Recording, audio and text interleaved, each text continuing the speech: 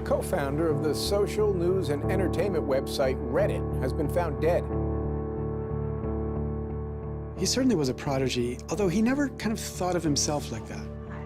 He was totally unexcited about starting businesses and making money. There's a profound sense of loss tonight in Highland Park, Aaron Swartz' hometown, as loved ones say goodbye to one of the internet's brightest lights. Open access and computer activists are mourning his loss. An astonishing intellect. You talk to people who knew him. He was killed by the government, and MIT betrayed all of its basic principles. They wanted to make an example out of him, okay? Governments have an insatiable desire to control. He was potentially facing 35 years in prison and a $1 million fine. Raising questions of prosecutorial zeal, and I would say even misconduct. Have you looked into that particular matter and reached any conclusions? Growing up, I slowly had this process of realizing that all the things around me that people had told me were just the natural way things were, the way things always would be. They weren't natural at all. They were things that could be changed, and they were things that, more importantly, were wrong and should change. And once I realized that, there was really kind of no going back.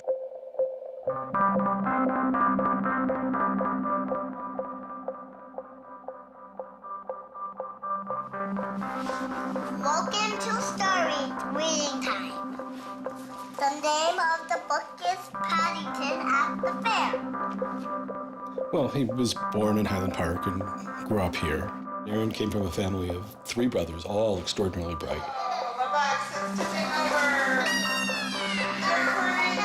So we were all, not the best behaved children, and, 3 boys running around all the time, causing trouble. Hey, no.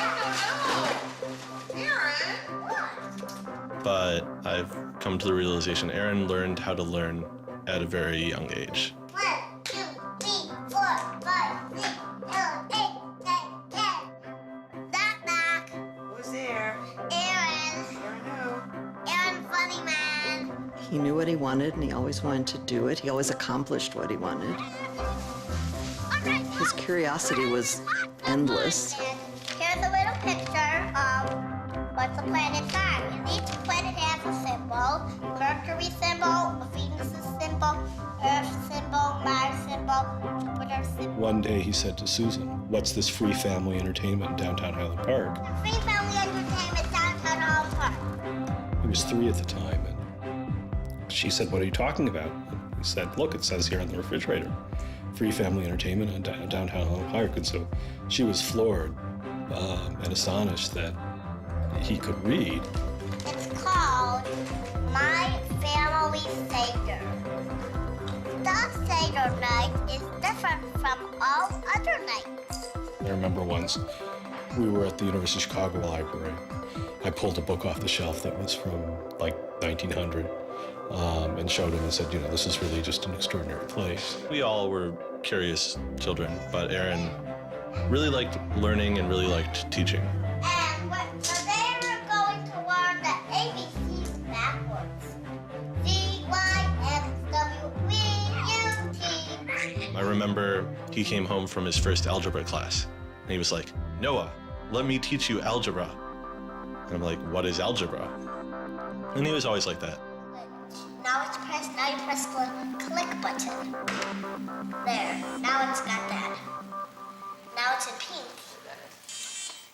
When he was about 2 or 3 years old, and Bob introduced him to computers, and he just took off like crazy on them. Go fast at 102 ABC. We all had computers, but Aaron really took to them, really took to the internet. Working at the computer? Mommy, why is nothing working? He started programming from a really young age. I remember the first program that I wrote with him was in BASIC, and it was a Star Wars trivia game. He sat down with me in the basement where the computer was for hours programming this game.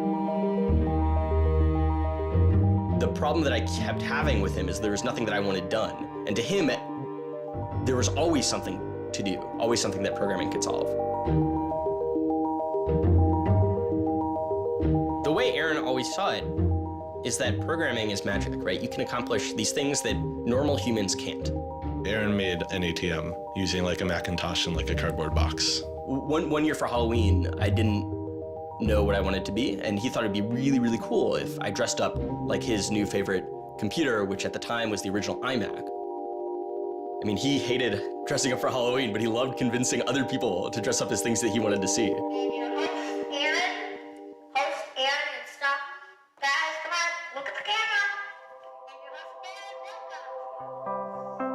He made this website called The Info, where people can just fill in information.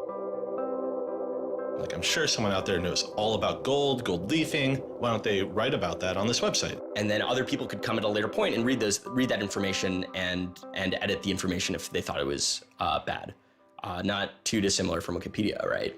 And this was before Wikipedia had begun, and this was developed by a 12-year-old in his room by himself, running on, this tiny server using ancient technology. And one of the teachers responds like, "This is a terrible idea. You can't just let anyone author the encyclopedia. The whole reason we have scholars is to write these books for us. How could you ever have such a terrible idea?"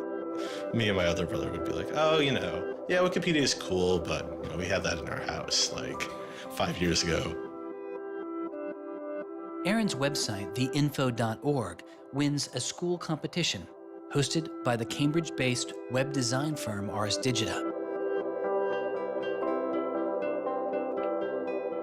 We all went to Cambridge for when he won the Ars Digita Prize. And, we had no clue what Aaron was doing. It was obvious that the prize was really important.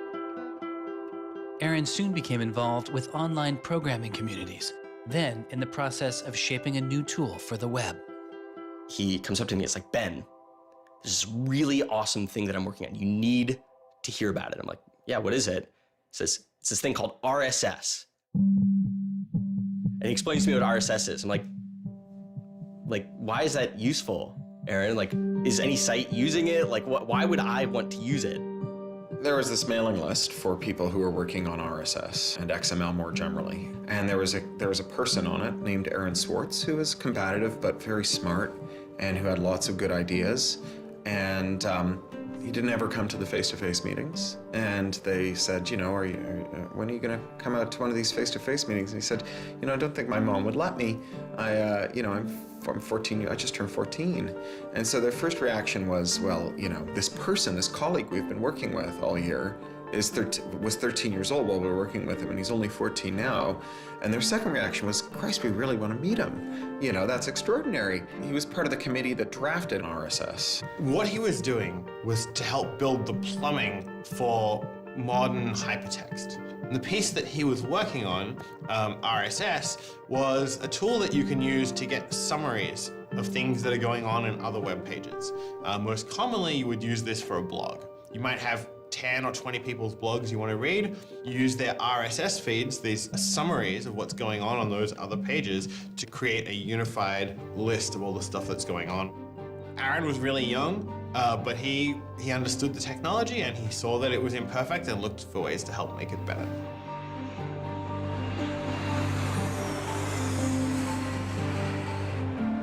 So his mom started bundling him on planes in Chicago. We'd pick him up in San Francisco. We'd introduce him to interesting people to argue with, and we'd marvel at his horrific eating habits. He only ate white food, only steamed rice and not fried rice because that wasn't sufficiently white, and white bread and so on. And you kind of marvel at the quality of the debate emerging from this, what appeared to be a small boy's mouth. And you think, this is a kid who's really going to go somewhere if he doesn't die of scurvy. Aaron, you're up. I think the difference is that now you can't make companies like Doc was saying. You can't have companies that just, let's sell dog food over the internet, let's sell dog food over cell phones. But there's still a lot of innovation going on. I think if you don't see the innovation, maybe your head is in the sand.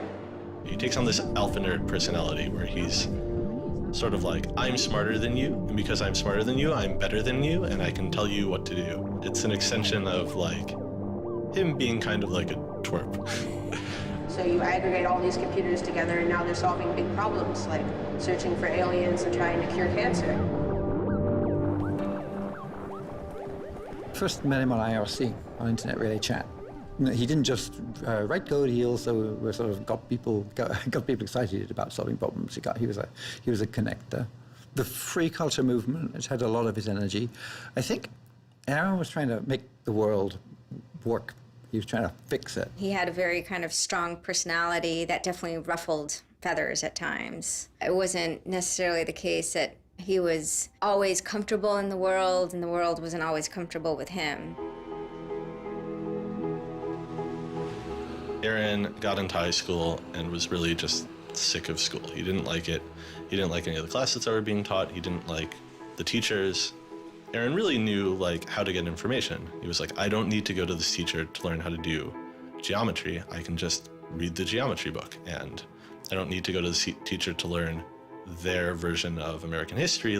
I have 3 historical compilations here. I could just read them, and I'm not interested in that. I'm interested in the web. I was very frustrated with school. I thought, the teachers didn't know what they were talking about, and they were very domineering and controlling, and the homework was kind of a sham, and it was just all a way to pin students together and force them to do busy work. And, I started reading books about the history of education and how this educational system was developed, and alternatives to it in ways that people could actually learn things as opposed to just regurgitating facts their teachers told them. And that kind of led me down this path of questioning things. Once I questioned the school I was in, I questioned the society that built the school, I questioned the businesses that the schools were training people for, and I questioned the government that, set up this whole structure. One of the things he was most passionate about was copyright, especially in those early days. Copyright has always been something of a burden on the publishing industry and on readers. But it wasn't an excessive burden. It was a reasonable institution to have in place to make sure that people got paid. What Aaron's generation experienced was the collision between this antique copyright system and this amazing new thing we were trying to build, the internet and the web. These things collided, and what we got was chaos. He then met Harvard law professor Lawrence Lessig, who was then challenging copyright law in the Supreme Court. A young Aaron Swartz flew to Washington to listen to the Supreme Court hearings. I am Aaron Swartz, and I'm here to listen to see the Eldred argument. Why did you fly out here from Chicago and come all this way to see the Eldred argument? That's a more difficult question. See the Eldred. Because I don't know. It's very exciting to see the Supreme Court, especially such a prestigious case as this one.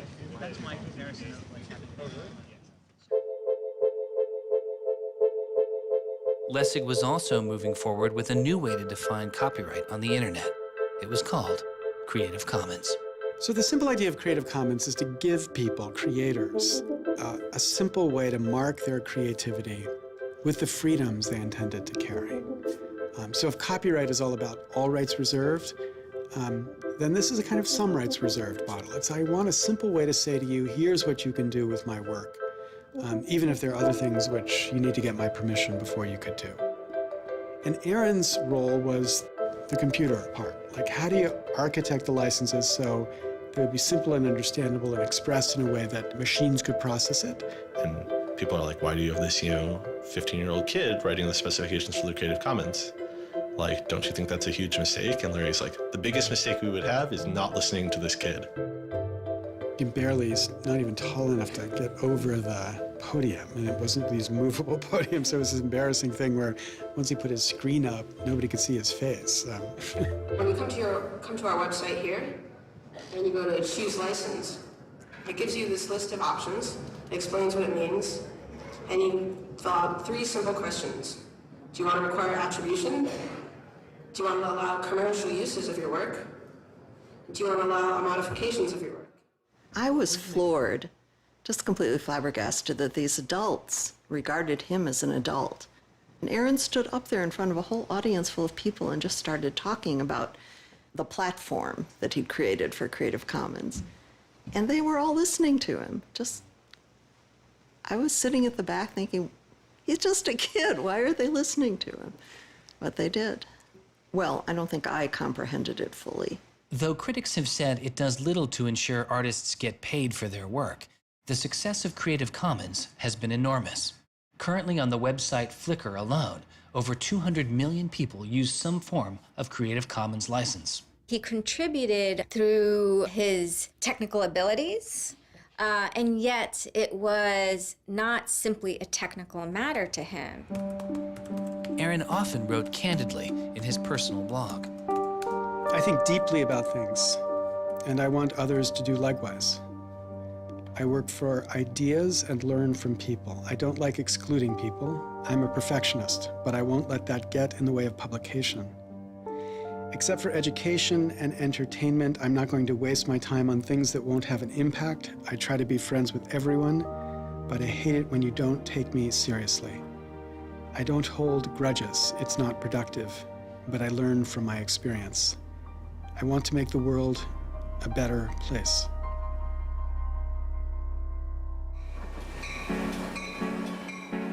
In 2004, Swartz leaves Highland Park and enrolls in Stanford University. He had had ulcerative colitis, which was very troubling, and we were concerned about him taking his medication. He got hospitalized, and he would take this cocktail of pills every day. And one of those pills was a steroid, which stunted his growth and made him feel different from many of the other students. Aaron, I think, shows up at Stanford ready to do scholarship and finds himself in effectively a babysitting program for overachieving high schoolers who, in 4 years, are meant to become, captains of industry and one percenters. And I think it just made him bananas. In 2005, after only 1 year of college, Swartz was offered a spot at the new startup incubation firm called Y Combinator, led by Paul Graham. And he's like, hey, I have this idea for a website. And Paul Graham likes him enough and says, yeah, sure. So Aaron drops out of school, moves to this apartment. So this used to be Aaron's apartment when he moved here. I have vague memories of my father telling me how difficult it was to get a lease because Aaron had no credit and he dropped out of college. Aaron lived in what's now the living room, and some of the posters are left over from when Aaron lived here. And then the library. There are more books, but a lot of them are Aaron's. Aaron's Y Combinator site was called Infogami, a tool to build websites. But Infogami struggles to find users, and Swartz eventually merges his company with another Y Combinator project in need of help. It was a project headed by Steve Huffman and Alexis Ohanian, called Reddit. There we were, starting from almost nothing. No users, no money, no code, and growing day by day into a hugely popular website. And it showed no signs of letting up. First we had 1,000 users, then 10,000, then 20,000, and on and on. It was just incredible. Reddit becomes huge, and it's a real sort of geeky corner of the internet.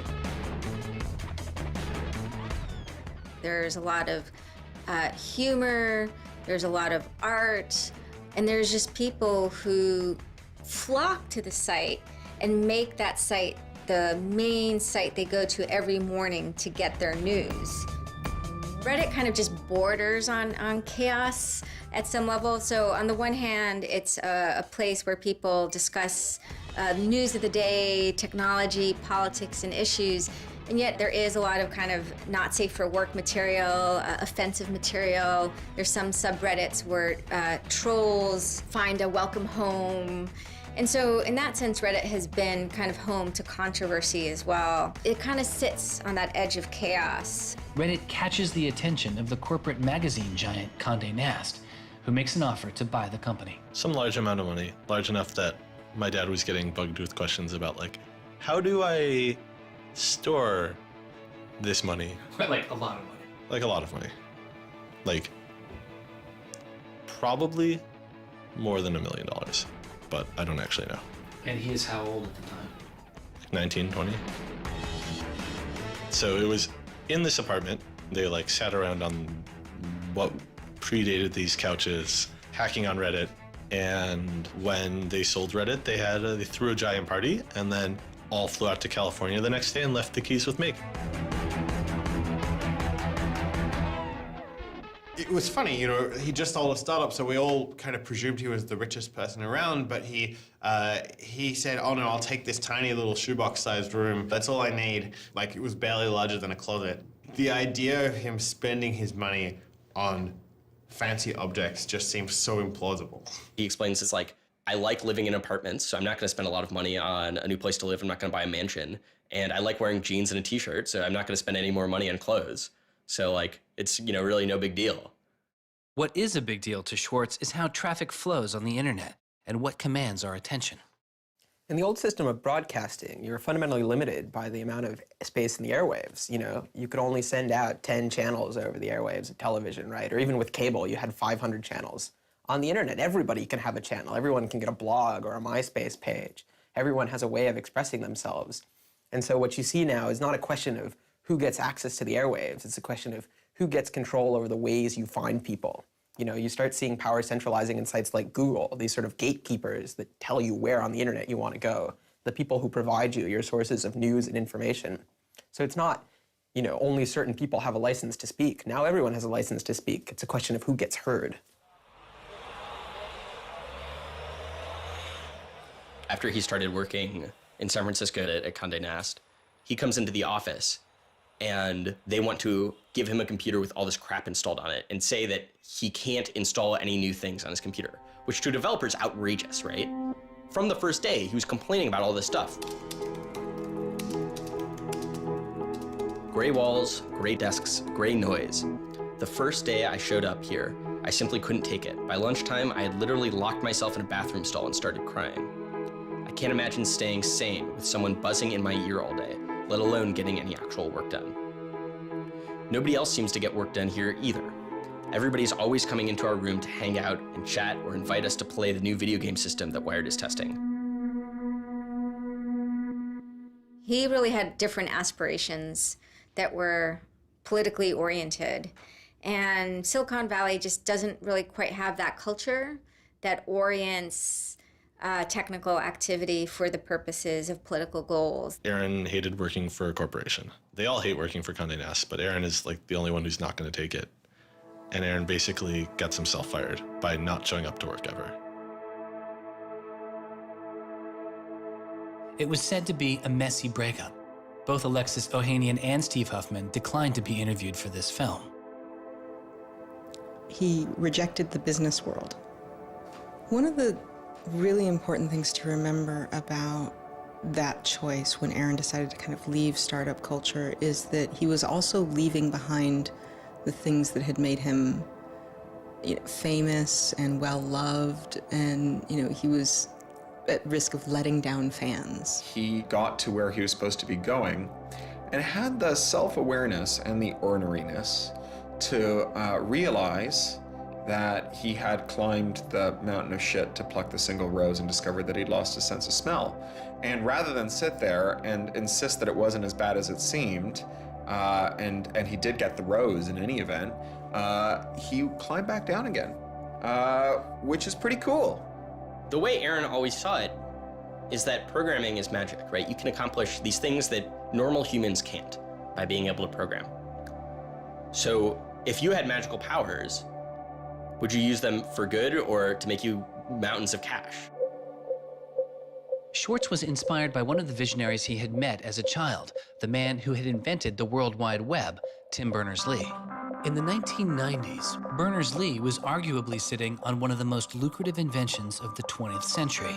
But instead of profiting from the invention of the World Wide Web, he gave it away for free.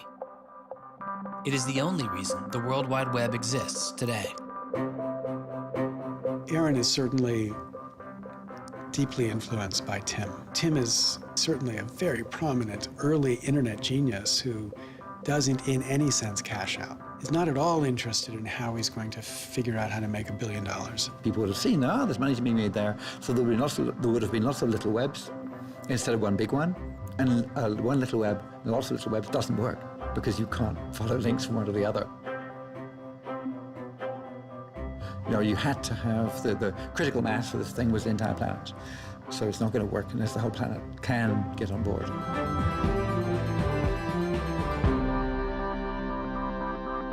I mean, I feel very strongly that it's not enough to just live in the world as it is, to just kind of take what you're given and, follow the things that adults told you to do and that, your parents told you to do and that society tells you to do. I think you should always be questioning. I take this very scientific attitude that everything you've learned is just provisional, that, you know, it's always open to recantation or refutation or questioning. And I think the same applies to society. Once I realized that there were real serious problems, fundamental problems that I could do something to address, I didn't see a way to forget that. I didn't see a way not to. We just started spending a lot of time just kind of as friends. We would just talk for hours into the night. I definitely should have understood that he was flirting with me. I think to some degree I was like, this is a terrible idea and impossible, and therefore I will pretend it is not happening. As my marriage was breaking down and I was really stuck without anywhere to go, we became roommates and brought my daughter over. We moved in and furnished a house, and it was really peaceful. Like, my life had not been peaceful for a while, and really neither had his.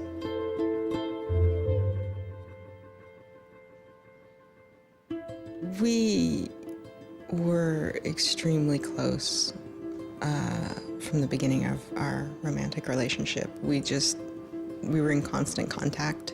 But we're both really difficult people to deal with.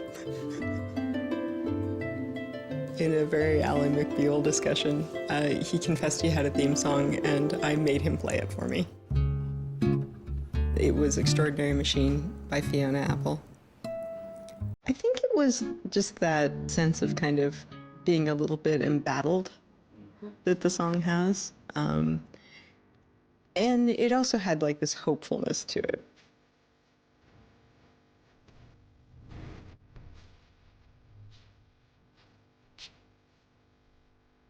In many ways, Aaron was tremendously optimistic about life. Even when he didn't feel it, he could be tremendously optimistic about life. Extraordinary machine. What are you doing? Flickr has video now. Swartz threw his energy into a string of new projects involving access to public information, including an accountability website called watchdog.net and a project called the Open Library. So the Open Library project is a website that you can visit at openlibrary.org, and the idea is to be a huge wiki, an editable website with one page per book. So for every book ever published, we want to have a web page about it that combines all the information from publishers, from booksellers, from libraries, from readers, onto one site, and then gives you links where you can buy it, you can borrow it, or you can browse it. I love libraries. You know, I'm the kind of person who goes to a new city and immediately seeks out the library. So that's the dream of Open Library, is building this website where both you can leap from book to book, from person to author, from subject to idea, go through this vast tree of knowledge that's been embedded and lost in big physical libraries that's hard to find, that's not very well accessible online, is really important because books are a cultural legacy. You know, books are the place people go to write things down, and to have all that swallowed up by one corporation is kind of scary. How can you bring public access to the public domain? It may sound obvious that you'd have public access to the public domain, but in fact, it's not true. So the public domain should be free to all, but it's often locked up. There's often, guard cages. It's like having a national park, but with a moat around it and gun turrets pointed out in case somebody might want to actually come and enjoy the public domain. One of the things Aaron was particularly interested in is bringing public access to the public domain. This is one of the things that got him into so much trouble. I had been trying to get access to federal court records in the United States. What I discovered was a puzzling system called PACER, which stands for Public Access to Court Electronic Records. I started Googling, and that's when I ran across Carl Malamud. Access to legal materials in the United States is a $10 billion per year business. PACER is just this incredible abomination of government service. It's 10 cents a page. It's this most brain-dead code you've ever seen. You can't search it. You can't bookmark anything. You got to have a credit card. And these are public records. It's U.S. district courts are very important. It's where a lot of our seminal litigation starts, civil rights cases, patent cases, all sorts of stuff. And journalists and students and citizens and lawyers all need access to PACER, and it fights them every step of the way. People without means can't see the law as readily as people that have that gold American Express card. It's a poll tax on access to justice. The law is the operating system of our democracy, and you have to pay to see it. That's not much of a democracy. They make about $120 million a year on the PACER system, and it doesn't cost anything near that, according to their own records. In fact, it's illegal. The E-Government Act of 2002 states that the courts may charge only to the extent necessary in order to reimburse the costs of running PACER.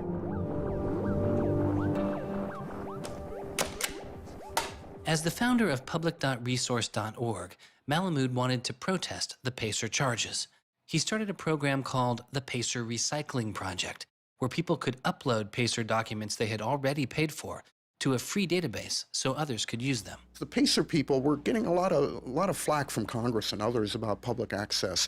And so they put together this system. In 17 libraries across the country, there was free PACER access.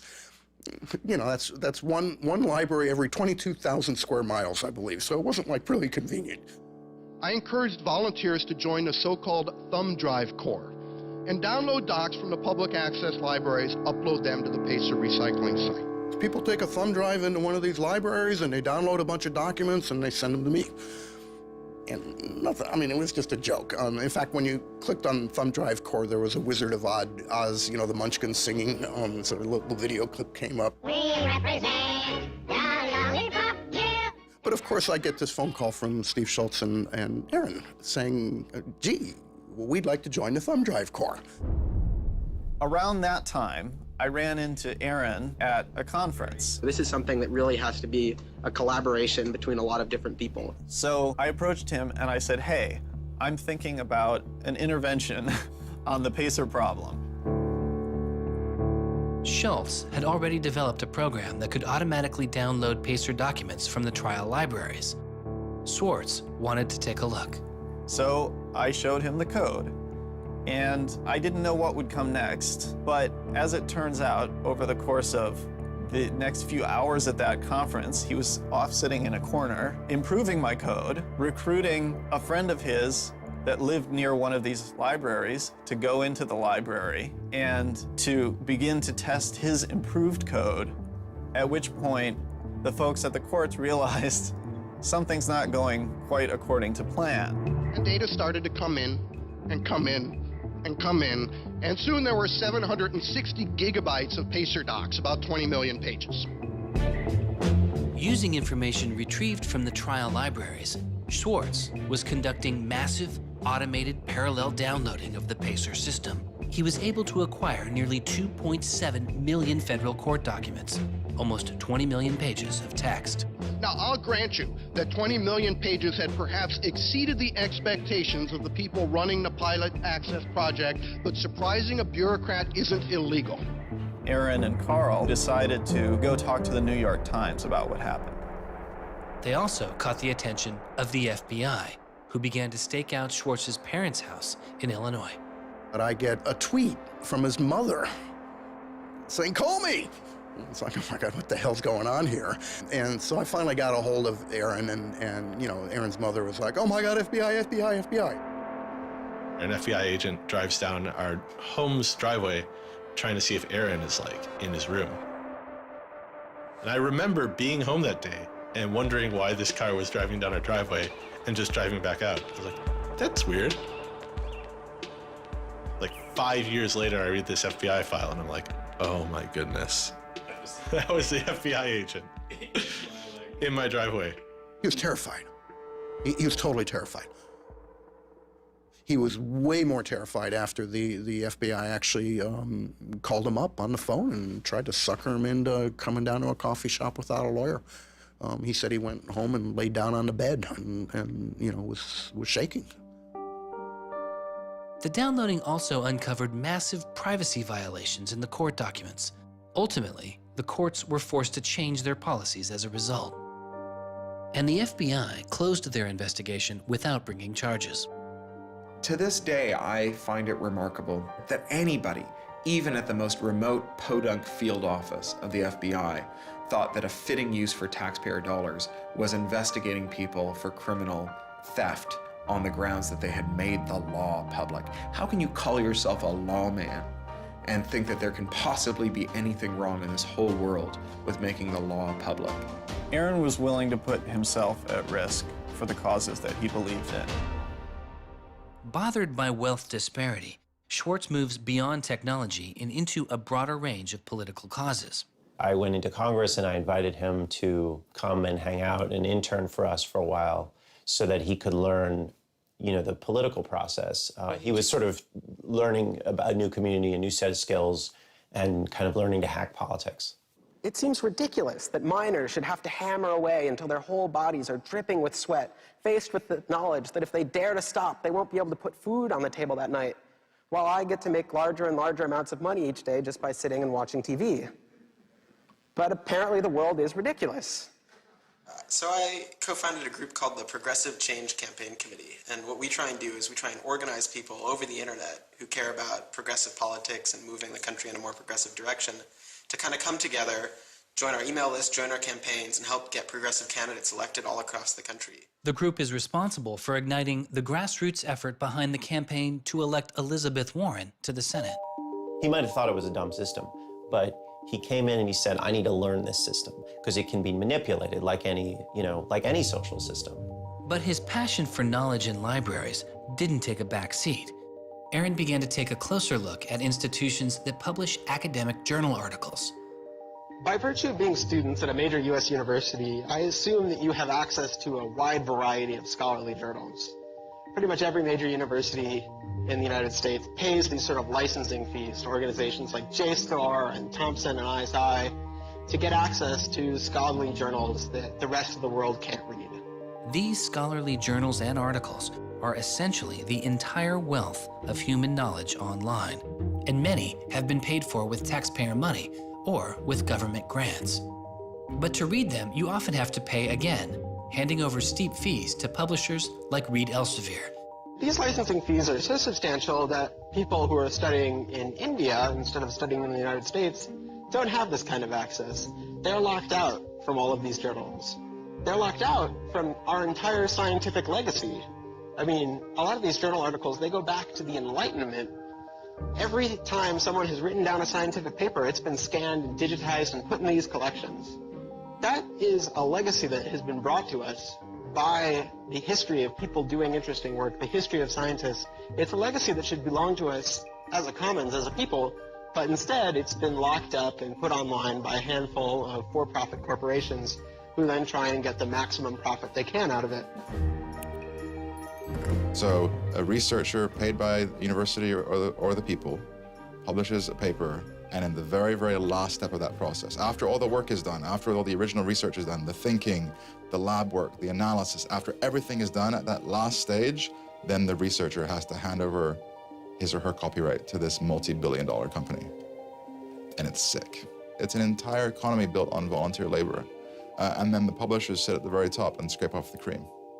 Talk about a scam. One publisher in Britain made a profit of $3 billion last year. I mean, what a racket. JSTOR is just a very, very small player in that story, but for some reason, JSTOR is the player that Aaron decided to confront. He'd gone to some conference around open access and open publishing, and I don't know who the person from JSTOR was, but I think at some point Aaron asked the question, like, how much would it cost to open up JSTOR in perpetuity? And they gave some, I think it was $200 million, something that Aaron thought was totally ridiculous. Working on a fellowship at Harvard, he knew users on MIT's famously open and fast network Nextdoor had authorized access to the riches of JSTOR. Swartz saw an opportunity. You have a key to those gates. And with a little bit of shell script magic, you can get those journal articles. On September 24th, 2010, Swartz registered a newly purchased Acer laptop on the MIT network under the name Gary Host. The client name was registered as Ghost Laptop. He doesn't hack JSTOR in the traditional sense of hacking. The JSTOR database was organized, so it was completely trivial to figure out how you could download all the articles in JSTOR because it was basically numbered. It was basically, you know, / number article 444,024, then 25, then 26. He wrote a Python script called keepgrabbing.py, which was like keep grabbing one article after another. The next day, Ghost Laptop begins grabbing articles, but soon the computer's IP address is blocked. For Swartz, it's barely a bump in the road. He quickly reassigns his computer's IP address and keeps downloading. Well, JSTOR and MIT take a number of steps to try to interfere with this when they notice that this is happening. And when the more modest steps don't work, then at a certain stage, JSTOR just cuts off MIT from having access to the JSTOR database. So there's this kind of cat and mouse game around getting access to the JSTOR database. Aaron ultimately, obviously, is the cat because he has more technical capability than the JSTOR database people do in defending them. And eventually, there was an unlocked supply closet in the basement of one of the buildings. And he went, instead of going through Wi-Fi, he went down there and he just plugged his computer directly into the network and just left it there with an external hard drive downloading these articles to the computer. Unknown to Swartz, his laptop and hard drive had been found by authorities. They didn't stop the downloads. Instead, they installed a surveillance camera. They found the computer in this room in the basement of an MIT building. They could have unplugged it. They could have waited for the guy to come back and said, dude, what are you doing? You know, cut it out. Who are you? And they could have done all that kind of stuff, but they didn't. What they wanted to do was film it to gather evidence to make a case. That's the only reason you film something like that.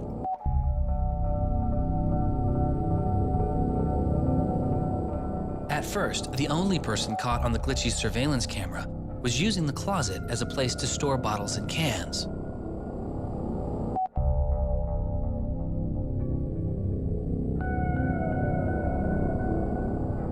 But days later, it caught Swartz.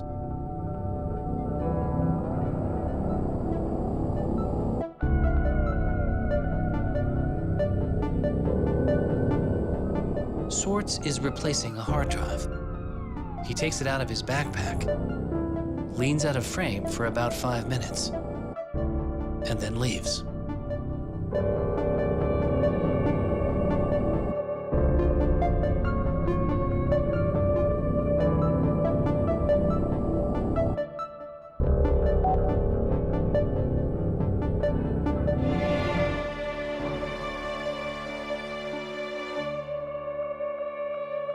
And then they organized a stakeout where as he was biking home from MIT, these cops came out from either side of the road or something like that and started going after him.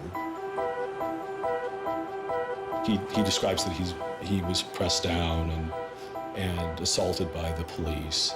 He tells me that it's unclear that they were police that were after him. He thought that someone was trying to attack him. He does tell me they beat him up. I was just devastated. The notion of any kind of criminal prosecution of anyone in our family or anything was so foreign and incomprehensible, I didn't know what to do. Well, they execute search warrants at Aaron's house, his apartment in Cambridge, and his office at Harvard. 2 days before the arrest, the investigation had gone beyond JSTOR and the local Cambridge police. It had been taken over by the United States Secret Service. The Secret Service began investigating computer and credit card fraud in 1984, but 6 weeks after the attack on 9/11, their role expanded. President Bush used the Patriot Act to establish a network of what they called electronic crimes task forces. The bill before me takes account of the new realities and dangers posed by modern terrorists. According to the Secret Service, they are primarily engaged in activity with economic impact, organized criminal groups, or use of schemes involving new technology. The Secret Service turned Swartz's case over to the Boston U.S. Attorney's Office. There was a guy in the U.S. Attorney's Office who had the title head of the Computer Crimes Division or Task Force. I don't know what else he had going, but you're certainly not much of a computer crimes prosecutor without a computer crime to prosecute.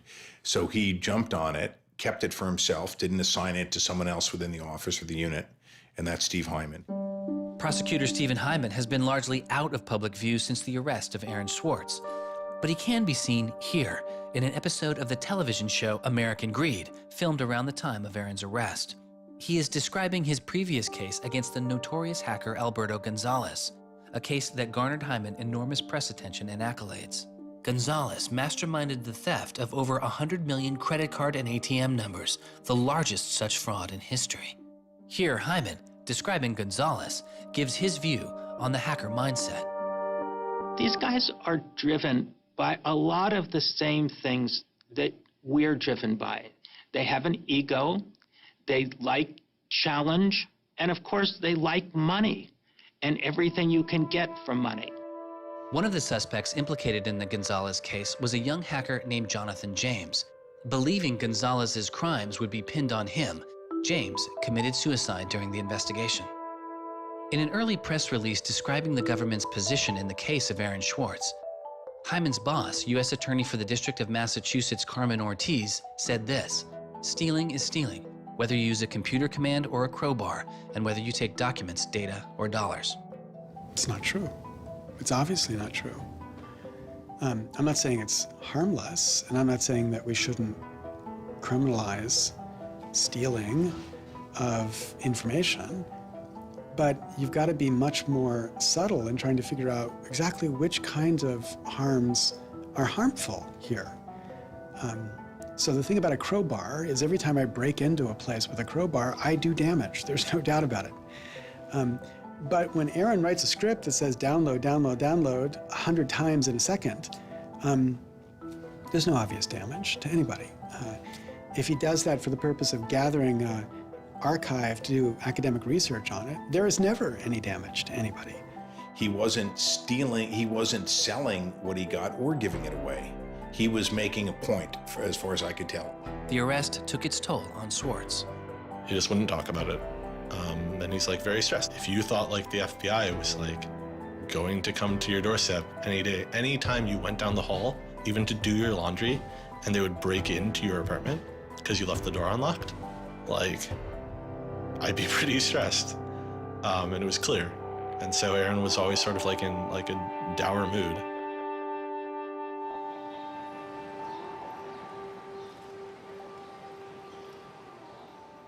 He wouldn't give off any sensitive information about his whereabouts during this time because he was so afraid that the FBI would be waiting for him. It was a time of unprecedented social and political activism. Time magazine would later name as their 2011 Person of the Year, the protester. There was a kind of hotbed of hacker activity going on. WikiLeaks had released a trove of diplomatic cables. Manning had been under arrest at the time. It was unknown whether he was the source of the leak. Anonymous, which is a kind of protest ensemble that has a lot of hackers in its ranks, were going on various sprees of sorts. If you compare that to what he did, his stuff should have been left behind for MIT and JSTOR to deal with in a kind of private, professional manner. It should have never gotten the attention of the criminal system. It just didn't belong there.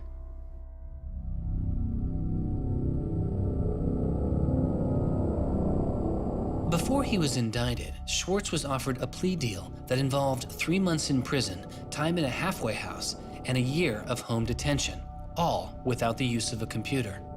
It was on the condition that Swartz plead guilty to a felony. Here we are.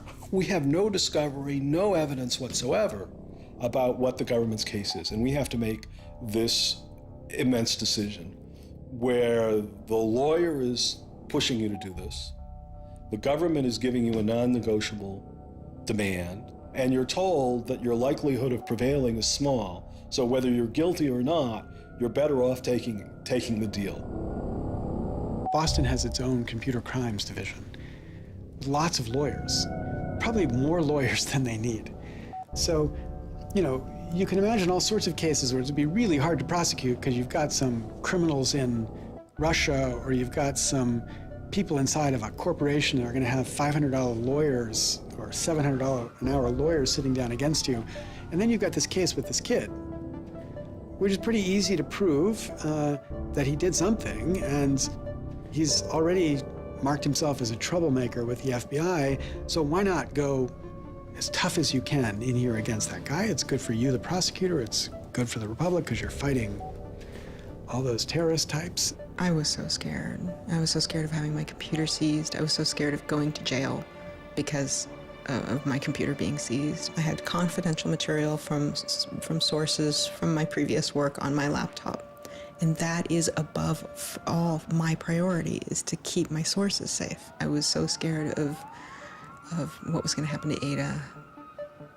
Aaron told me that they'd offered him a deal, and he finally just said that he would take it if I told him to. And I came real close to saying take it. He had developed like serious political aspirations in the intervening time between when, that moment when he ended that entrepreneurial startup life and begun this new life that had come to this political activism.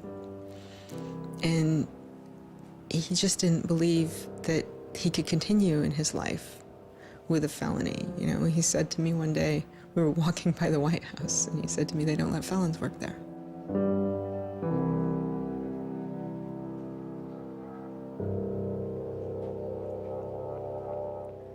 And he really wanted that to be his life. He hadn't killed anybody. He hadn't hurt anybody. He hadn't stolen money. He hadn't done anything that seemed felony worthy, right? And there is this idea that there's no reason that he should be labeled a felon and taken away his right to vote in many states for doing what he did. That's just outrageous. It makes sense for him to be, maybe fined a bunch of money or, asked not to come back to MIT again. But to be a felon, to face jail time. Swartz turned down the plea deal. Hyman redoubled his efforts. Hyman continued to press us at all levels.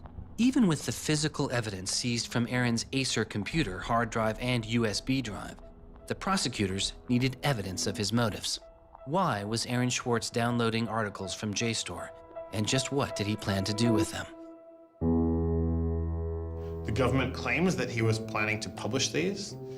We don't really know whether that was his real intention, because Aaron also had a history of doing projects where he'd analyze giant data sets of articles in order to learn interesting things about them. The best evidence for that was that when he was at Stanford, he also had downloaded the whole Westlaw legal database. In a project with Stanford law students, Swartz had downloaded the Westlaw legal database. He uncovered troubling connections between funders of legal research and favorable results. He did this amazing analysis of for-profit companies giving money to law professors who wrote law review articles which were then beneficial to Exxon during an oil spill, right? So it was a very corrupt system of funding, vanity research. Swartz had never released the Westlaw documents. In theory, he could have been doing the same thing about the JSTOR database. That would have been completely okay.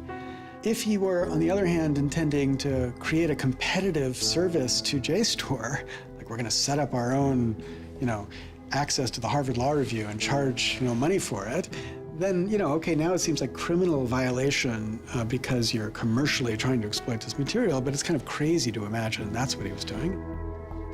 So, but then there's the middle case. Well, what if he was just trying to liberate it for all of the developing world? But depending on what he was doing, it creates a very different character to how the law should be thinking about it. The government was prosecuting him as if this was like a commercial criminal violation, like stealing a whole bunch of credit card records. It was that kind of crime. I don't know what he was going to do with that database, but I heard from a friend of his that Aaron had told him he was going to analyze the data for evidence of corporate funding of climate change research that led to biased results. And I totally believe that. I was just told that Steve wanted to talk to me. And I thought, maybe this is a way I could get out of this. just exit the situation. And I didn't want to live in fear of having my computer seized. I didn't want to live in fear of having to go to jail on a contempt of court charge if they tried to compel me to decrypt my computer. When they came to me and said, Steve wants to talk to you, that seemed reasonable. They offered Norton what is known as a Queen for a Day letter, or a proffer. It allowed prosecutors to ask questions about Aaron's case. Norton would be given immunity from prosecution herself for any information she revealed during the meeting. I didn't like it. I told my lawyers repeatedly that this seemed fishy. I didn't like this. I didn't want immunity. I didn't need immunity. I hadn't done anything. But they were really, really stringent that they did not want me meeting the prosecutor without immunity. But just to be clear, this is a Queen for a Day deal, a proffer. Right, a proffer letter. In which you basically handed information over to them in exchange for protection from prosecution. So it wasn't handing information over. It was, at least that's not how I saw it. It was just having a discussion, having an interview with them. Well, they're asking you questions. They're asking me questions. They can ask about whatever they want. Right. And whatever they learn, I really, right, and I repeatedly tried to go in naked. I repeatedly tried to turn down the proffer letter. I was ill. I was being pressured by my lawyers. I was confused. I was not doing well by this point. I was depressed and I was scared and I didn't understand the situation I was in. I had no idea why I was in this situation. I hadn't done anything interesting, much less wrong. We went out of our minds. Aaron was clearly very distraught about it. We were very distraught about it. Aaron's attorneys were very distraught about it. We tried to get Quinn to change attorneys. I was very unused to being in a room with large men, well-armed, that are continually telling me I'm lying and that I must have done something.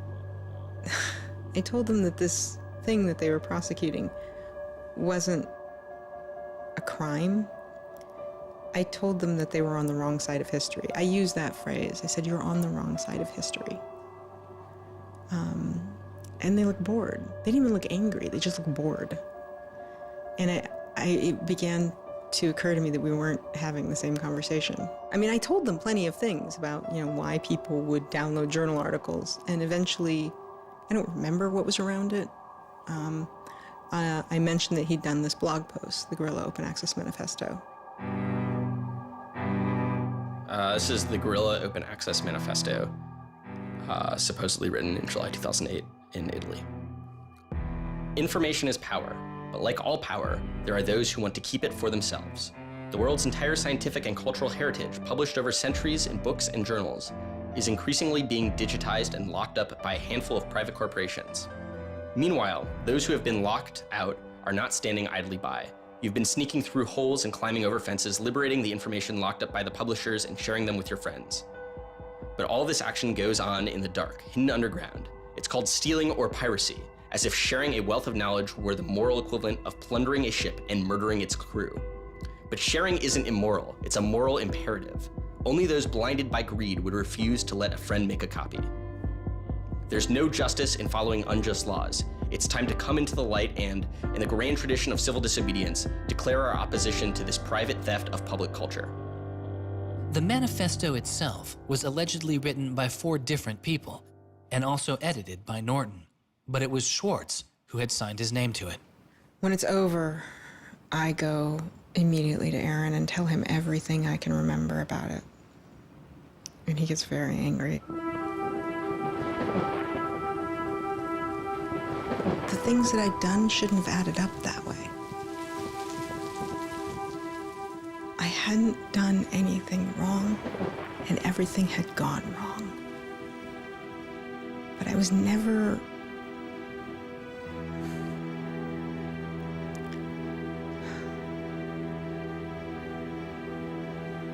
I'm still angry.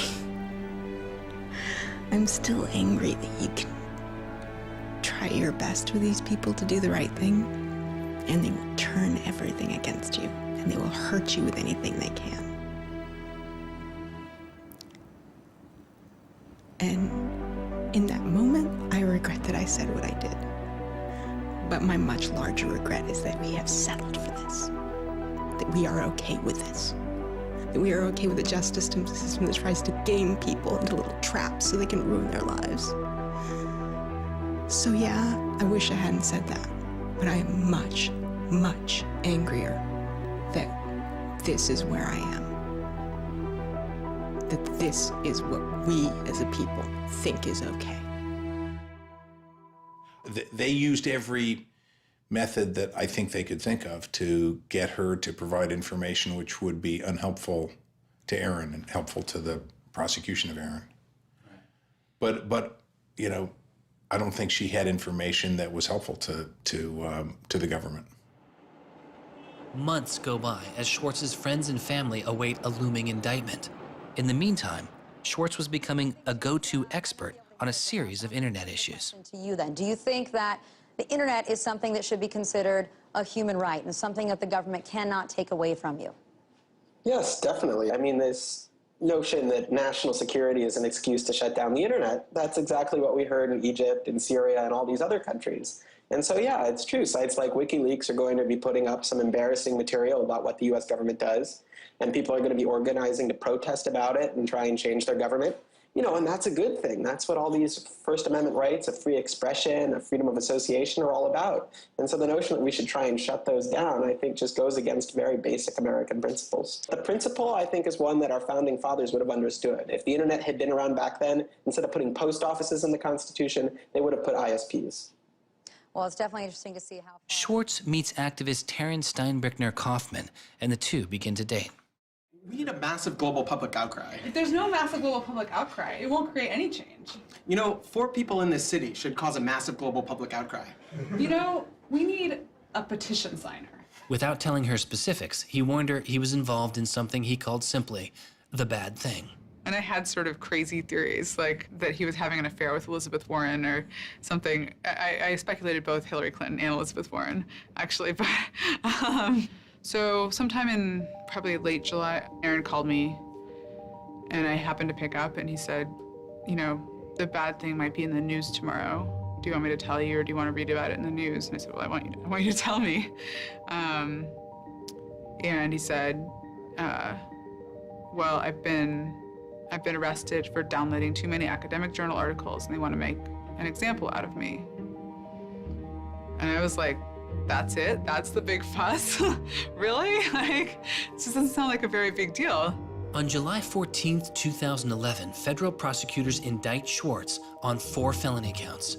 He gets indicted on the same day that like 2 people in England who are part of LulzSec get arrested, and like a few other real hackers.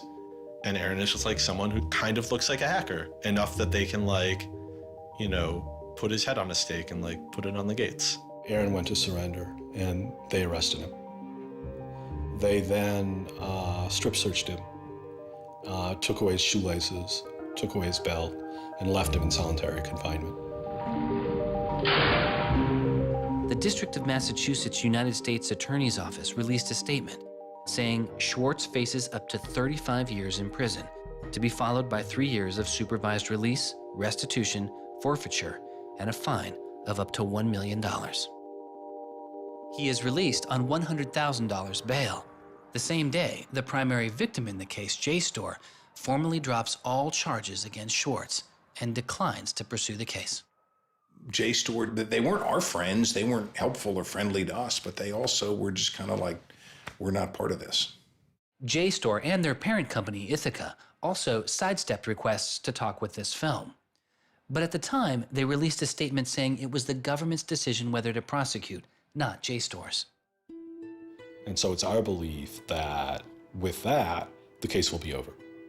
That we should be able to get Steve Hyman to drop the case or settle it in some rational way. And the government refused. Why? Well, because I think they wanted to make an example out of Aaron. And they said they wanted to, the reason why they wouldn't move on requiring a felony conviction and jail time was that they wanted to use this case as a case of for deterrence. They told us that. They told you that? Yes. This was going to be an example? Yes. He was going to be an example? Yes.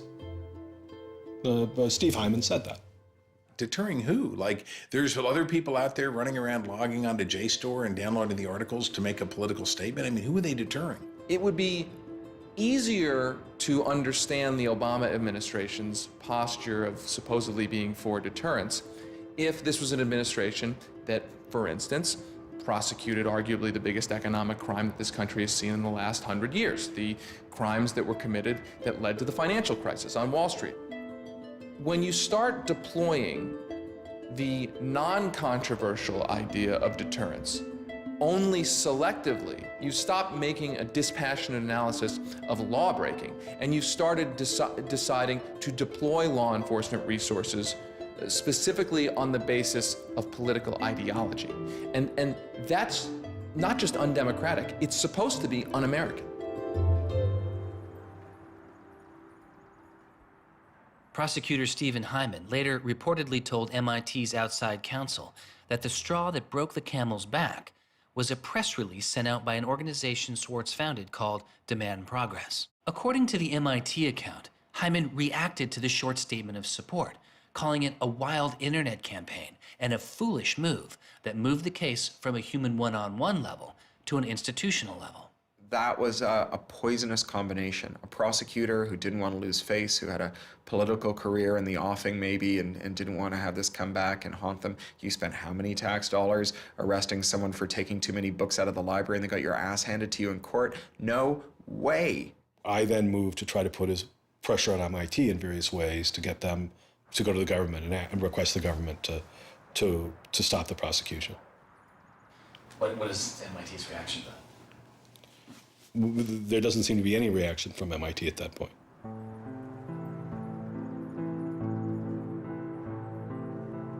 MIT doesn't defend Aaron, which to people inside of the MIT community seems outrageous because MIT is a place that encourages hacking in the biggest sense of the word. At MIT, the idea of going and running around on roofs and tunnels that you weren't allowed to be in was not only a rite of passage, it was part of the MIT tour. And lockpicking was a winter course at MIT. They had the moral authority to stop it in its tracks. MIT never stood up and took a position of saying to the feds, don't do this. We don't want you to do this. You're overreacting. This is too strong, that I'm aware of. They acted kind of like any corporation would. They helped the government. They didn't help us unless they felt they had to, and they never tried to stop it. MIT declined repeated requests to comment, but they later released a report saying they attempted to maintain a position of neutrality and believed Hyman and the U.S. Attorney's Office did not care what MIT thought or said about the case. MIT's behavior seemed really at odds with the MIT ethos, right? You could argue that MIT turned a blind eye and that was okay for them to do. But taking that stance, taking that neutral stance in and of itself was taking a pro-prosecutor stance. If you look at Steve Jobs and Steve Wozniak, they started by selling a blue box, which was a thing designed to defraud the phone company. If you look at Bill Gates and Paul Allen, they initially started their business by using computer time at Harvard, which was pretty clearly against the rules. The difference between Aaron and the people I just mentioned is that Aaron wanted to make the world a better place. He didn't just want to make money. Swartz continues to be outspoken on a variety of internet issues. You know, the reason the internet works is because of the competitive marketplace of ideas. And what we need to be focusing on is getting more information about our government, more accessibility, more discussion, more debate. But instead, it seems like what Congress is focused on is shutting things down. Aaron thought he could change the world just by explaining the world very clearly to people. Flame can literally control your computer and make it spy on you. Welcome, Aaron. Good to have you back on the show here. You know, just like spies used to in olden days put microphones and tap what people were saying, now they're using computers to do the same things. Schwartz's political activity continues, his attention turning to a bill moving through Congress designed to curb online piracy. It was called SOPA. Activists like Peter Eckersley saw it as an enormous overreach, threatening the technical integrity of the internet itself. And one of the first things I did was to call Aaron. I said, can we do a big online campaign against this? This isn't a bill about copyright. It's not? No, he said. It's a bill about the freedom to connect. Now I was listening. And he thought about it for a while and then said yes. And he went and founded Demand Progress. Demand Progress is an online activism organization. We've got around 1.5 million members now, but started in the fall of 2010. Aaron was one of the most prominent people in a community of people who helped lead organizing around social justice issues at the federal level in this country. SOPA was the bill that was intended to curtail online piracy of music and movies, but what it did was basically take a sledgehammer to a problem that needed a scalpel. If passed, the law would allow a company to cut off finances to entire websites without due process, or even to force Google to exclude their links. All they needed was a single claim of copyright infringement. It pitted the titans of traditional media against a new and now far more sophisticated remix culture. It makes everyone who runs a website into a policeman. And if they don't do their job of making sure nobody on their site uses it for anything that's even potentially illegal, the entire site can get shut down without even so much as a trial. This was over the top. I mean, this was a catastrophe. This bill poses a serious threat to speech and civil liberties for all who use the internet. There were only a handful of us who said, look, we're not for piracy either, but it makes no sense to destroy the architecture of the internet, the domain name system, and so much that makes it free and open in the name of fighting piracy. And Aaron got that right away. The freedoms guaranteed in our Constitution, the freedoms our country had been built on, would be suddenly deleted. New technology, instead of bringing us greater freedom, would have snuffed out fundamental rights we'd always taken for granted. And I realized that day, talking to Peter, that I couldn't let that happen.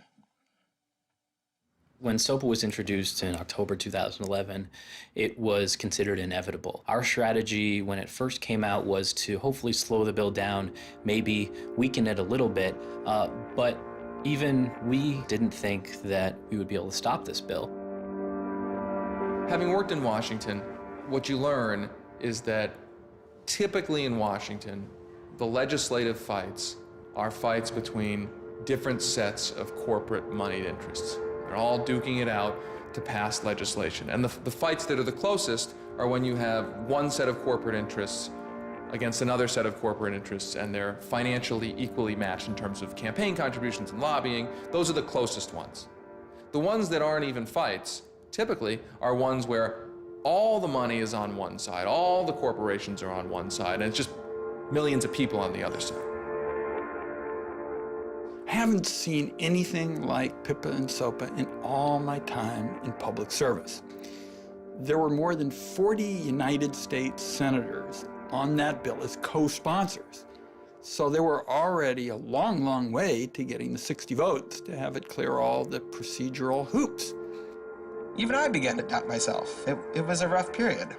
Swartz and Demand Progress were able to marshal enormous support, using traditional outreach combined with commonly used voice over IP to make it very easy for people to call Congress. I've never met anybody else who was able to operate at his level, both on the technological side and on the campaign strategy side. Millions of people contacted Congress and signed anti-SOPA petitions. Congress was caught off guard. There was just something about watching those clueless members of Congress debate the bill, watching them insist they could regulate the internet and a bunch of nerds couldn't possibly stop them. I am not a nerd. I'm just not enough of a nerd. Maybe we ought to ask some nerds what this thing really does. Let's have a hearing, bring in the nerds. Really? Nerds? You know, I think actually the word you're looking for is experts. To enlighten you so your laws don't backfire, break the internet. We use the term geek, but we're allowed to use that because we are geeks. The fact that it got as far as it did without them talking to any technical experts reflects the fact that there is a problem in this town. I'm looking for somebody to come before this body and testify in a hearing and say, this is why they're wrong. There used to be an office that provided science and technology advice, and members could go to them and say, help me understand XYZ. And Gingrich killed it. He said it was a waste of money. Ever since then, Congress has plunged into the dark ages. I don't think anybody really thought that SOPA could be beaten, including Aaron. think it was worth trying, but it didn't seem winnable. And I remember maybe a few months later, I remember him just turning to me and being like, I think we might win this. And I was like, that would be amazing. Calls to Congress continue. When the domain hosting site GoDaddy becomes a supporter of the bill, tens of thousands of users transferred their domain names in protest. Within a week, a humbled GoDaddy reverses their position on SOPA. When the Congress people that supported the record and movie industries realized that there was this backlash, they kind of scaled the bill back a little bit. You could see the curve happening. You could see that that our arguments were starting to resonate. It was like Aaron had been like striking a match and it was being blown out. Striking another one was being blown out. And finally he'd like managed to catch enough kindling that the flame actually caught, and then it turned into this roaring blaze. On January 16th, 2012, the White House issued a statement saying they didn't support the bill. And then this happened. I'm a big believer that we should be dealing with issues of piracy, and we should deal with them in a serious way. But this bill is not the right bill. When Jimmy Wales put his support towards blacking out Wikipedia, the #5 most popular website in the world. This is a website that's on several % of all of the clicks on anywhere on the internet. Wikipedia went black, Reddit went black, Craigslist went black, the phone lines on Capitol Hill flat out melted. Members of Congress started rushing to issue statements retracting their support for the bill that they were promoting just a couple days ago. Within 24 hours, the number of opponents of SOPA in Congress went from this to this. To see congressmen and senators slowly flip sides throughout the day of the blackout was pretty unbelievable. There was like a 100 representative swing. And that was when, as hard as it was for me to believe, after all this, we had won. The thing that everyone said was impossible, that some of the biggest companies in the world had written off as kind of a pipe dream, had happened. We did it. We won. This is a historic week in internet politics, maybe American politics. The thing that we heard from people in Washington, D.C., from staffers on Capitol Hill was they received more emails and more phone calls on SOPA blackout day than they'd ever received about anything.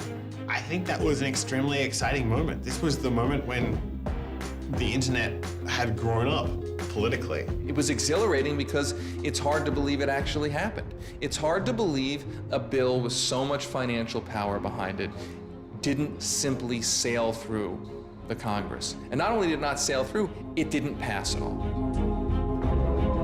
It's easy sometimes to feel like you're powerless, like when you come out in the streets and you march and you yell and nobody hears you. But I'm here to tell you today, you are powerful. So yeah, maybe sometimes you feel like you're not being listened to, but I'm here to tell you that you are.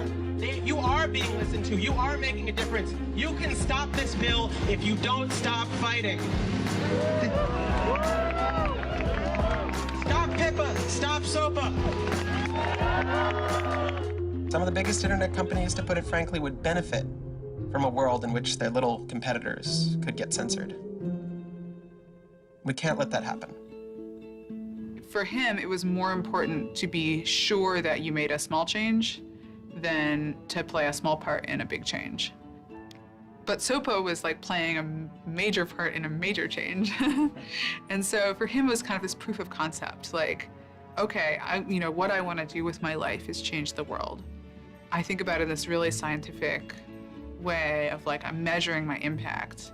And this shows that it's possible, right? That the thing that I want to do with my life is possible.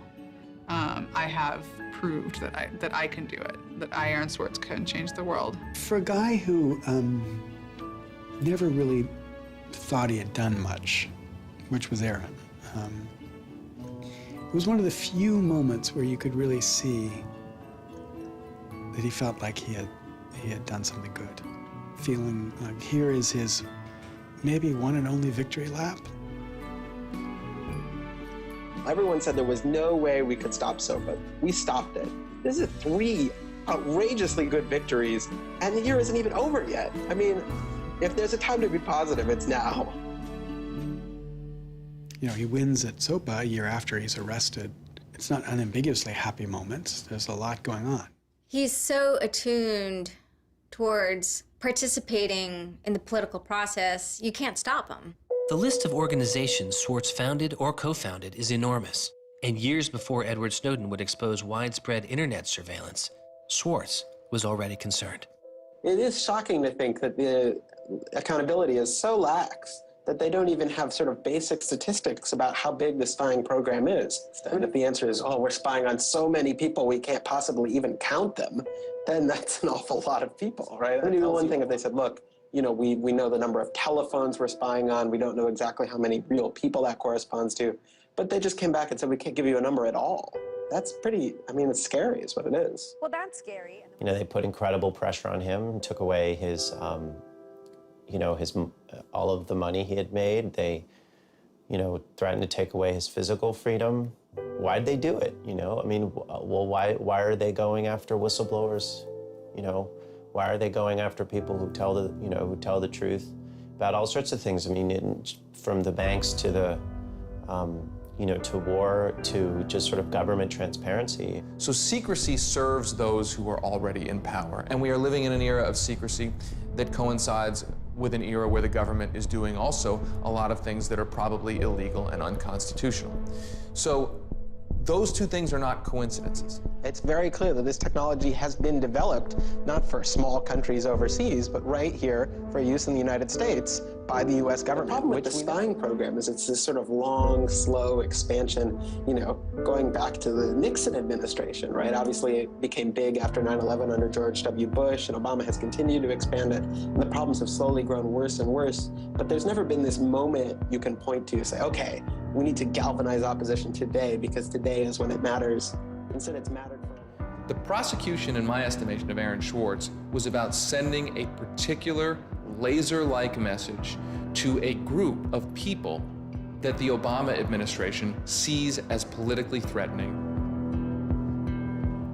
And that is essentially the hacker, the information, and the democracy activist community. And the message that the Obama administration wanted to send to that particular community was, in my estimation, we know you have the ability to make trouble for the establishment. And so we are going to try to make an example out of Aaron Swartz to scare as many of you as possible into not making that trouble. And the government said, oh, the legal opinions we're using to legalize the spying program are also classified. So we can't even tell you which laws we're using to spy on you. You know, every time they can say, oh, this is another instance of cyber war, the cyber criminals are attacking us again, we're all in danger, we're all under threat. They use those as excuses to push through more and more dangerous laws. And so just to follow that up, like personally, how do you feel the fight is going, I guess? It's up to you. I know, but we gotta like, you know. You know, there's sort of these two polarizing perspectives, right? Everything is great. The internet has created all this freedom and liberty and everything's going to be fantastic. Or everything is terrible. The internet has created all these tools for cracking down and spying and, you know, controlling what we say. And the thing is, both are true, right? The internet has done both. And both are kind of amazing and astonishing. And which one will win out in the long run is up to us. It doesn't make sense to say, oh, one is doing better than the other. You know, they're both true. And it's up to us which ones we emphasize and which ones we take advantage of, because they're both there and they're both always going to be there.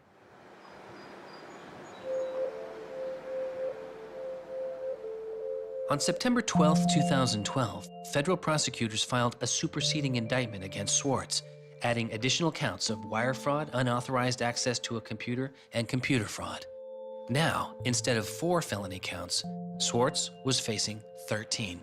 The prosecution's leverage had dramatically increased, as did Swartz's potential jail time and fines. They filed a separate indictment to add more charges, and they had a theory about why this conduct constituted a number of federal crimes, and that a very significant sentence could attach to it under the law. That theory, and much of the prosecution's case against Swartz, involved a law created originally in 1986. It is called the Computer Fraud and Abuse Act. The Computer Fraud and Abuse Act was inspired by the movie War Games with Matthew Broderick, which is a great movie. I have you now. In this movie, a kid gets the ability through the magic of computer networks to, like, launch a nuclear attack. know, that's not actually possible, and it certainly wasn't possible in the 80s, but apparently this movie scared Congress enough to pass the original Computer Fraud and Abuse Act. This is a law that's just behind the times. For example, that penalizes terms of service kinds of arrangements. You can have something like eHarmony or Match.com, and somebody sort of inflates their own personal characteristics, and all of a sudden, depending on the jurisdiction and the prosecutors, they could be in a whole host of troubles. We all know what terms of use are. Most people don't read them, but not abiding by their terms could mean you are committing a felony. The website terms of service often say things like, be nice to each other, or don't do anything that's improper. The idea that the criminal law has anything to say about these kinds of violations, I think strikes most people as crazy. The examples get even more crazy. Until it was changed in March of 2013, the terms of use on the website of Hearst's 17 magazine said you had to be 18 in order to read it. I would say that the way the CFA has been interpreted by the Justice Department, we are probably all breaking the law. Vague and prone to misuse, the CFAA has become a one-size-fits-all hammer for a wide range of computer-related disputes. Though not the only factor in his case, 11 of the 13 charges against Swartz involved the Computer Fraud and Abuse Act. The question why hangs over much of the story of Aaron Swartz. Just what was motivating the government, and what would their case have been? The Department of Justice declined requests for answers, but Professor Aaron Kerr is a former prosecutor who has studied the case. So I think I come about this case from a different direction than other people on a number of reasons. I was a federal prosecutor at the Justice Department for 3 years before I started teaching. The government came forward with an indictment based on what crimes they thought were committed, just as a purely lawyers matter, looking at the precedents, looking at the statute, looking at the history, looking at the cases that are out there so far. I think it was a fair indictment based on that. You can debate whether they should have charged this case. There's just a lot of disagreement. Some people are on the open access side, some people are not. I think the government took Swartz's guerrilla open access manifesto very seriously. And I think they saw him as somebody who was committed as a moral imperative to breaking the law to overcome a law that Swartz saw as unjust. And in a democracy, if you think a law is unjust, there are ways of changing that law. There's going to Congress, as Swartz did so masterfully with SOPA. Or you can violate that law in a way to try to nullify that law. And I think what was driving the prosecution was the sense that Swartz was committed not just to breaking the law, but to really making sure that law was nullified, that everyone would have access to the database in a way that you couldn't put the toothpaste back into the tube. It would be done, and Swartz's side would win. There's a big disagreement in society as to whether that is an unjust law, and ultimately that's a decision for the American people to make, working through Congress. And then the second problem is, I think, we're still trying to figure out what's the line between less serious offenses and more serious offenses. We're now entering this different environment of computers and computer misuse, and we don't yet have a really strong sense of exactly what these lines are. So we're just working that out. This is a poor use of prosecutorial discretion. The hammer that the Justice Department has to scare people with it just gets bigger and bigger and bigger. And so most people just, you can't roll the dice with your life like that. Should we tap somebody's phone? Should we film them? Should we turn somebody and get them to testify against these other people? That's how federal agents and prosecutors think. They build cases, they make cases. Swartz was caught in the gears of a brutal criminal justice system that could not turn back, a machine that has made America the country with the highest rate of incarceration in the world. We have in this country allowed ourselves to be captured by the politics of fear and anger, and anything we're afraid of, like the future of the internet and access, and anything we're angry about instinctively creates a criminal justice intervention. And we've used jail, prison, and punishment to resolve a whole host of problems that historically were never seen as criminal justice problems. The impulse to threaten, indict, prosecute, which is part of what has created this debate and controversy over online access and information on the internet, is very consistent with what we've seen in other areas. The one difference is that the people who are usually targeted and victimized by these kinds of criminal and carceral responses are typically poor and minority. Swartz's isolation from friends and family increased. He had basically stopped working on anything else, and the case was, in fact, like taking over sort of his whole life. One of Aaron's lawyers apparently told the prosecutors that he was emotionally vulnerable and that was something that they really needed to keep in mind so that they knew that. It was weighing on him very heavily. He did not like having his actions and his movements restricted in any way. And the threat of jail, which they pounded him with a lot, was terrifying to him. Completely exhausted his financial resources, and it cost us a lot of money also, and he raised a substantial amount of money. So it was, it was in the millions of dollars. The legal defense Yes, was in millions. yes. Yeah, I think he didn't want to be a burden to people. I think that was a factor. Like, I have my normal life, and then I have this shitty thing I have to deal with. And I try to, like, keep the two of them as separate as possible. But they were just beginning to blur together, and everything was becoming shitty. Swartz faced a tough choice that was only getting tougher. Do you admit guilt and move on with your life, or do you fight a broken system? With his legal case, the answer was simple. He rejects the final plea deal, and a trial date is set. Aaron was resolute that he didn't want to knuckle under and accept something that he didn't believe was fair, but I also think he was scared.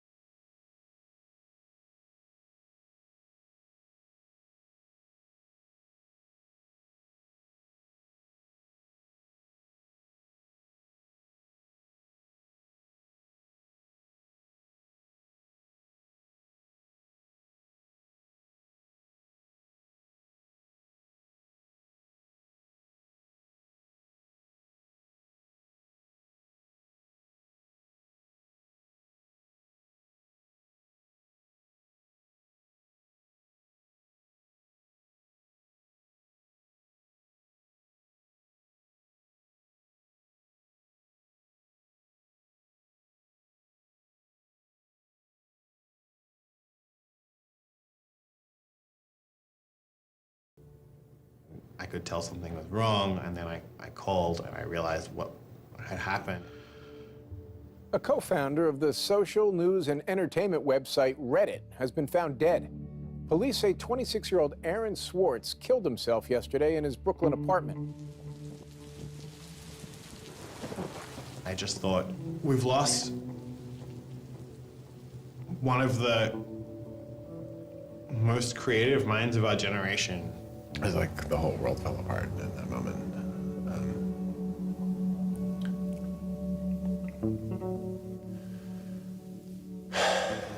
It was one of the hardest nights of my life. As I kept screaming, I can't hear you. What did you say? I can't hear you. I can't. That's it.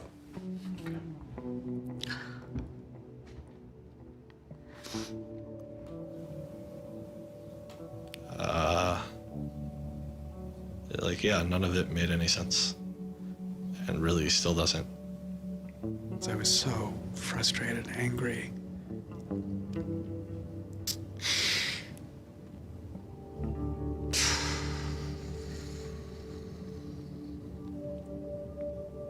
You know, I tried to explain it to my kids.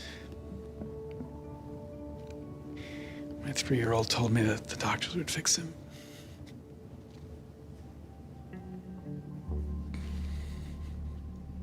I've known lots of people who've died, but I've never lost anybody like this. Because everybody feels, and I do too, there's so much we could have more to do. Like, I just didn't know he was there. I didn't know this is what he was suffering, and he was part of me. And I just wanted it to not be real. And then I just looked at his Wikipedia page and I saw the end date.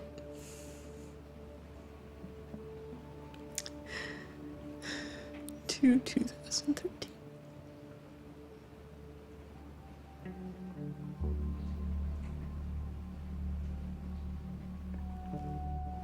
Aaron is dead. Wanderers in this crazy world, we have lost a mentor, a wise elder. Hackers for right, we're one down. We've lost one of our own. Nurturers, carers, listeners, feeders, parents, all, we have lost a child. Let us all weep.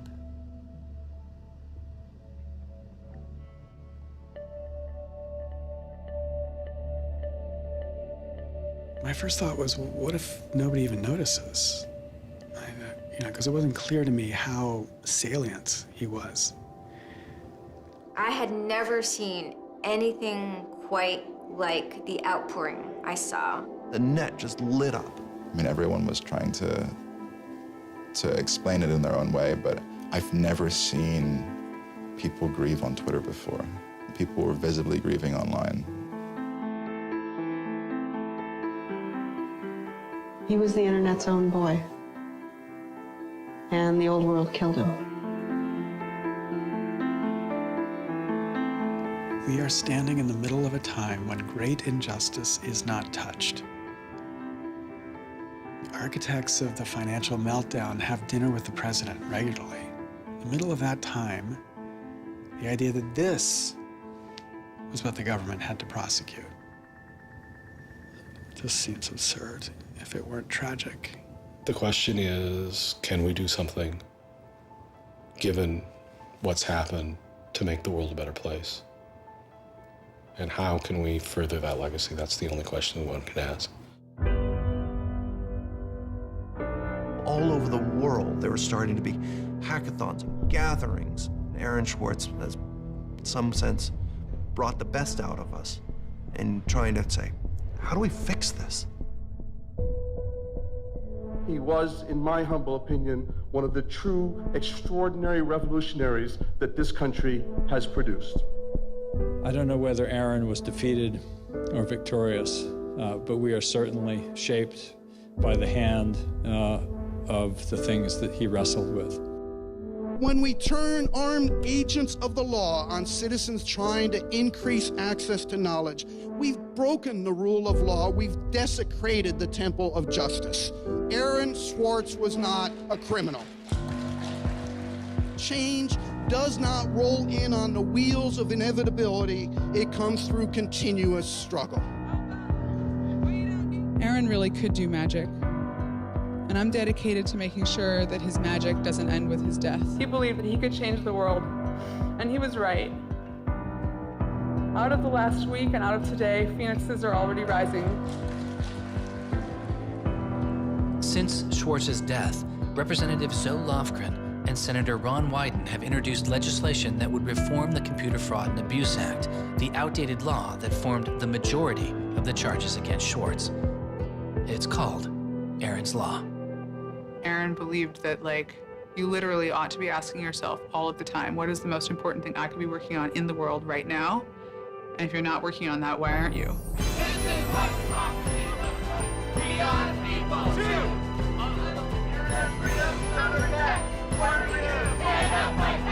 Internet freedom is under attack.